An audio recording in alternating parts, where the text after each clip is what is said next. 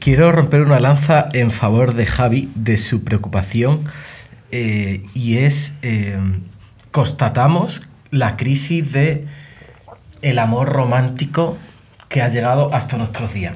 O sea, ahí vemos algo que provoca unas fricciones, que una molestia, queremos salir, esto de estar con otra persona y como una especie, un exclusivismo que es posesión, que parece que no me deja de ser que no me deja ser libre, ¿no?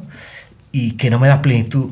Claro, eso hay que enfrentarse a eso, y el cristianismo se enfrenta a eso. Es muy interesante un poco ciertas inspiraciones trinitarias, como dicen que el tercero, Padre, Hijo y Espíritu Santo, son tres, ¿no? Tres que son uno.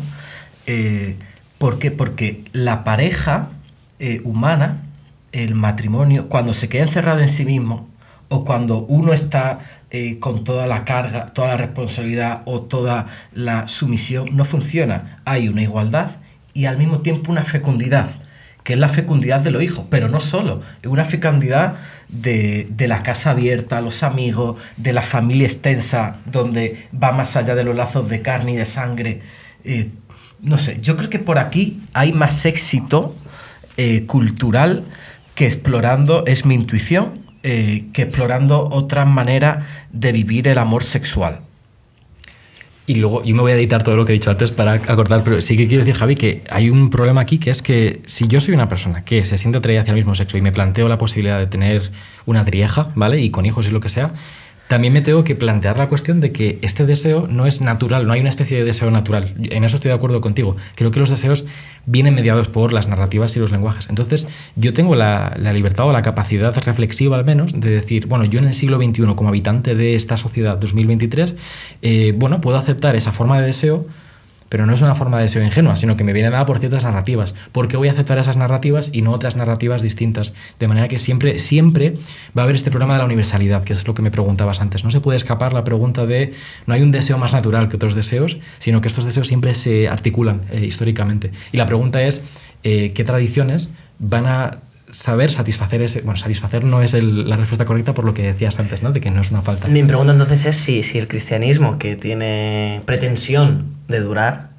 toda hasta que llegue, ¿no?, el juicio final, ¿cómo va a articular y recoger, en la medida en que todos podemos ser partícipes de esto, cómo va a abrir su universalidad? Porque todas estas nuevas formas de concebir el deseo, todas nuestras visiones, estrechan el cristianismo, o sea, por su visión de la pareja heterosexual tal. Que la aparente universalidad de antes ahora se ha estrechado mucho, que tú puedes decir, no, pues va a seguir igual, pero entonces va a perder mucho margen a lo largo de la historia.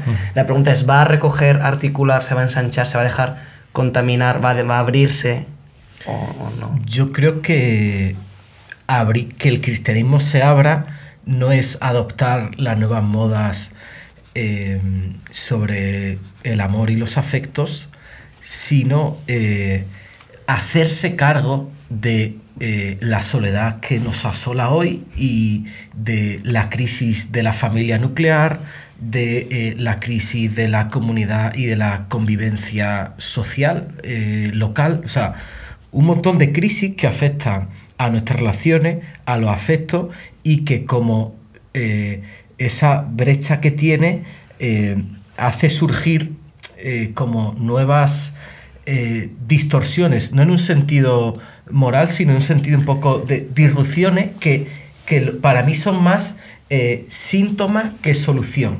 Pero desde mi punto de vista muy pobre en el cristianismo, eso es a costa de pagar el precio, que es ya de poner que hay modas y una verdad más objetiva, que es el cristianismo. Sí, lo de que son modas. Pero pero que si nosotros pensáramos en el cristianismo como, bueno, que Dios... O sea, un cristiano podría ver que si Dios es amor, es entrega, es de ese tal, que también se está manifestando en estas nuevas formas que no habían aparecido, que por aparecer ahora no tienen por qué ser ontológicamente inferiores, ni no tienen por qué representar o ser otro modo. Es decir, que solo podemos rechazarlas en la medida en que digamos, no, solo este modo de expresión del amor es el correcto. Si antes no se habían expresado, yo lo entiendo, pero una vez que se expresan hay que pagar un precio muy alto sobre las propias pretensiones del cristianismo para rechazar esto, porque uno puede decir, eso es amor, ahí hay entrega, ahí hay acto, ahí hay ahí hay cuidados, ¿no? Ahí hay entrega al otro. Lo que pasa es que es entre un chico y una chica, por ejemplo. Claro, a ver, hoy en día, o sea, nadie está obligado a ser, hoy menos que nunca nadie tiene la obligación de ser cristiano, o sea, quiero decir, no pesa sobre nadie, al menos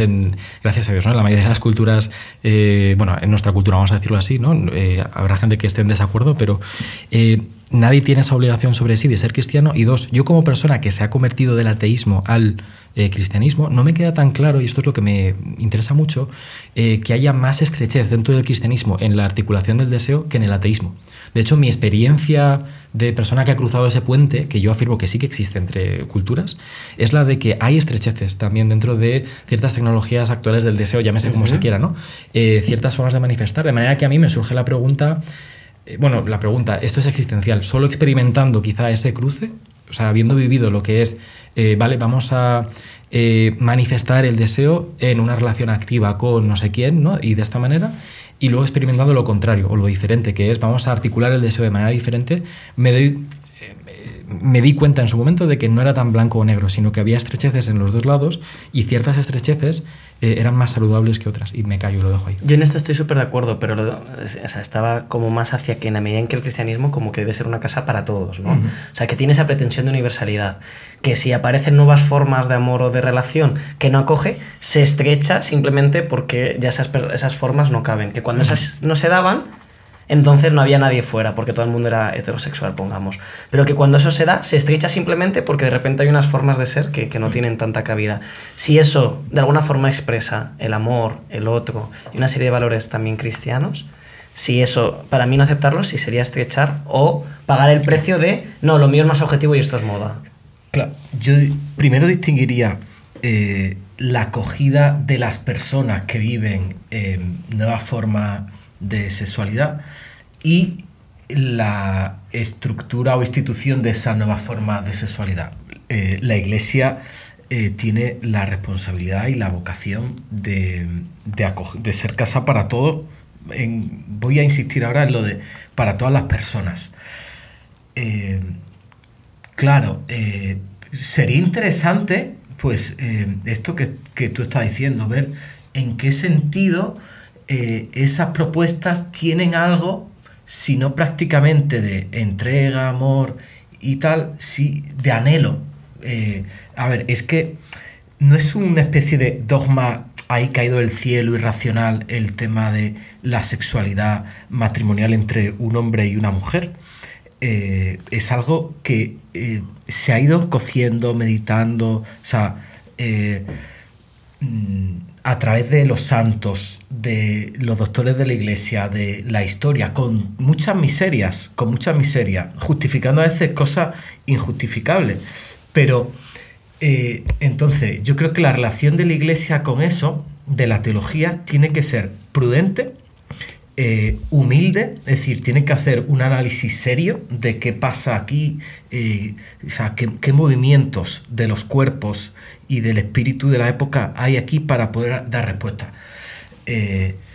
Y quizás se pueden encontrar verdades, pero yo creo que no sería responsable una teología, como he leído alguna, que dice, bueno, como el evangelio es contracultural, disruptivo, tal, entonces hay que hacerse cargo de toda esta nueva identidad y formas de relación sexual. Pues no, eso me parece cristianamente irresponsable. ¿A qué te refieres con hacerse cargo? O sea, hacerse cargo es... A cogerlas ya rápido sin pensarlo. Perdón, es que he mezclado los verbos. Una cosa, nos tenemos que hacer cargo del análisis, del estudio, de la atención pastoral a las personas y... lo que creo que no debemos es incorporarlas acríticamente porque esas mismas personas con la mejor intención dicen que ahí hay amor, que hay entrega, que hay cuidado. Habrá que ver qué es lo que hay ahí. Habrá que ver qué futuro tiene un niño que es educado en una trieja. Habrá que ver, socialmente, ahora tenemos un problema de natalidad y esto influye en muchos elementos, ¿no? Que esta nueva forma de vida de la familia nuclear, que al final es que cuando la Iglesia acentúa tanto la importancia de la familia nuclear, al final se queda con un puñadito y al final no tiene nada.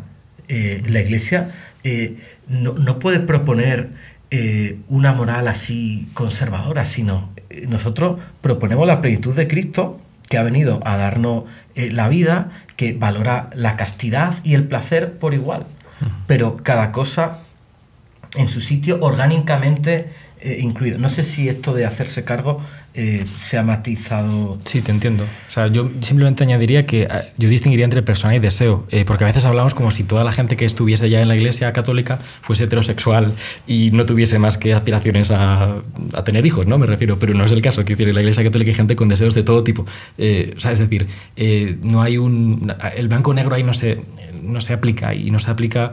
Es algo que solo se ve con la experiencia, ¿no?, de diferentes comunidades. Eso por un lado.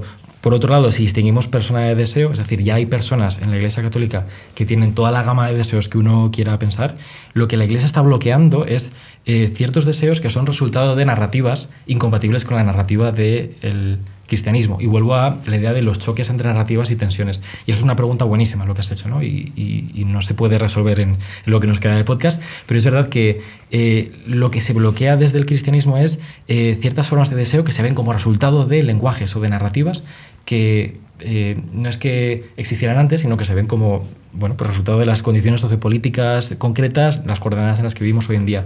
¿Cómo se resuelva eso? Pues la pregunta del millón, no lo sé. Pero yo diría simplemente eso, que no se bloquea que cierto tipo de persona entre en la Iglesia, porque eso de hecho ya no es cierto, sino que en la Iglesia hay muchos tipos de personas, pero atendiendo a la idea de que las narrativas crean deseos, ahí es donde hay una diferencia.